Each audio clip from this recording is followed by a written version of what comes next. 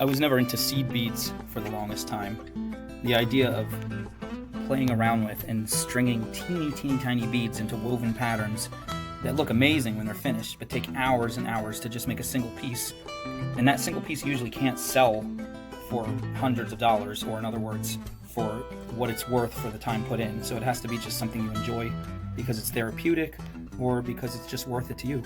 But I think I really want to play around with an idea of threading just a few seed beads into a larger piece with larger stones and larger beads, like for accents. And I think this is going to open up a whole new idea of fun. So here's what I have in mind so far for the top of a ring. Now, these are both 6mm beads, about the size of a green pea, and these, I don't know how you size seed beads. I didn't actually do research. That would be too crazy. I think these are about 3mm or 2.5mm. These, real small, probably 2mm. I don't know how it works. But this, luckily, these actually fit 20 gauge wire. So I can make a ring with one piece of 20 gauge wire. So that's my favorite. If I can do the whole piece with one piece of wire, I could thread both the large stone and the small stones. Can't go thinner than 20 gauge for a ring because it'll be too flimsy. So I think I'm going to do 18 for this guy and then really thin wire to thread those guys on. Let's see. 20 gauge non-tarnished silver wire from Parawire, some of the best stuff. I'm going to only take about 14 inches, not even barely more than a foot. And I think that should be good. Oh, I just smacked the bead with that. This is a 6mm sodalite, I believe. Could be lapis lazuli, but I think it's sodalite. We're going to thread this through, bring it to the middle of the wire. Put the ends together to make sure we have the middle. And then we're going to wrap this tight, bending it opposite ways, and start to wrap the stone around. But wait, before we do anything else, let's thread our little favorite guys on here and see if this works.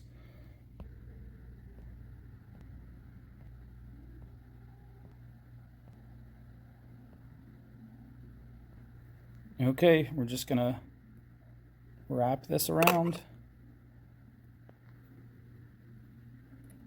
See if this works.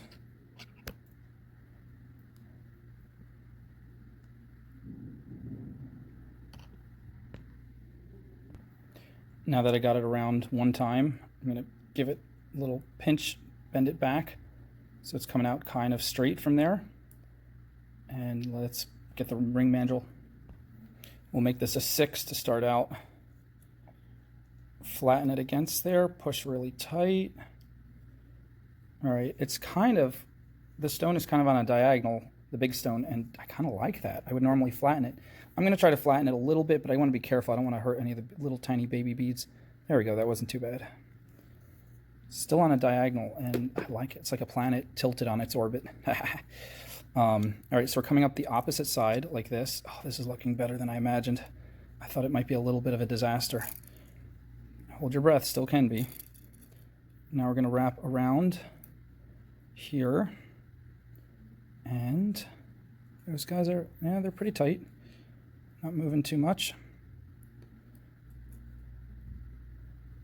All right, we're around there. I'm going to try again to flatten this guy a little bit. Those beads are not really moving, that's good.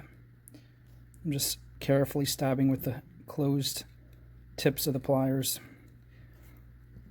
and I'm going to take this off.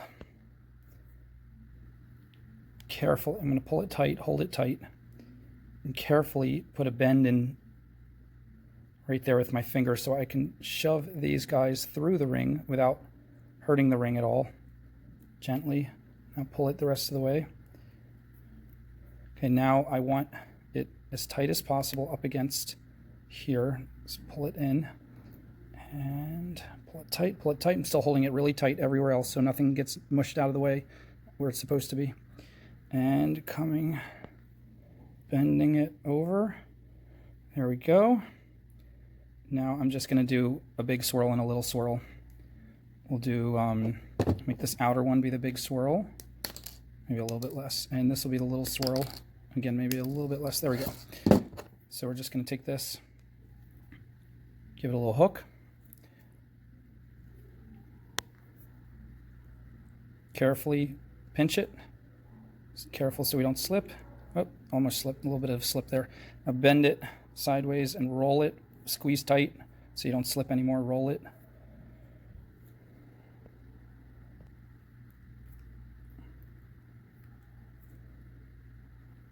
All right, that's good. Push it up a little bit higher on the ring. I'm going to get it closer to the main part. This is starting to look like a cool planetary structure, which is kind of something I was going for. Make this one into a little smaller swirl. Do it the same way, you just have less wire. It comes out smaller.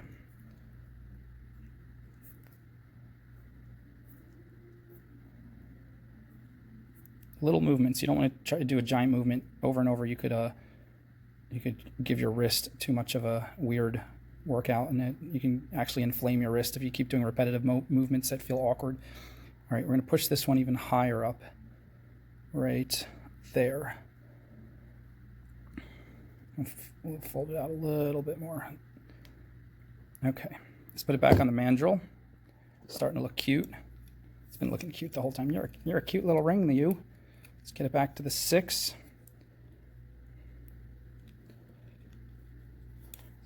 I want this moved a little bit that way, and this moved a little bit that way. And see if I can get these guys smushed in a little tighter without hurting the beads. There we go. Not bad.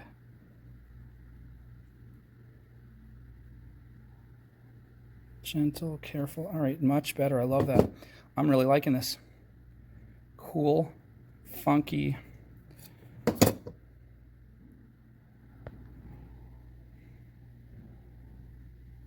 What a fun ring, right? Yay. Let's try the other one.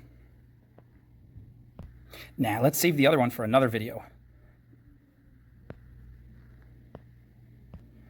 But just in case you can't find this next video I'm going to do with this cherry quartz and these little pink glass beads, let me just say it would be the same principle, except I would make the ring completely with the 6mm bead without stringing the little beads on until the very end. Then I would take thin wire, like 26 gauge, 28 gauge, even 30 gauge, take a piece, maybe only a couple inches, 3-4 inches maybe, thread these guys on, put them in the same place, half circle around the bead, and then take that very thin wire and just thread it down through the structure of the ring already made, and then wrap each end a little bit, maybe make little tiny swirls like this with the thin wire and shove them in somewhere, maybe a dab of super glue so they won't come out. That's how I would do it. But if you guys can find these cute little beads, I think I got them at Michael's, and they're like little squares, which is fun too, little cubes.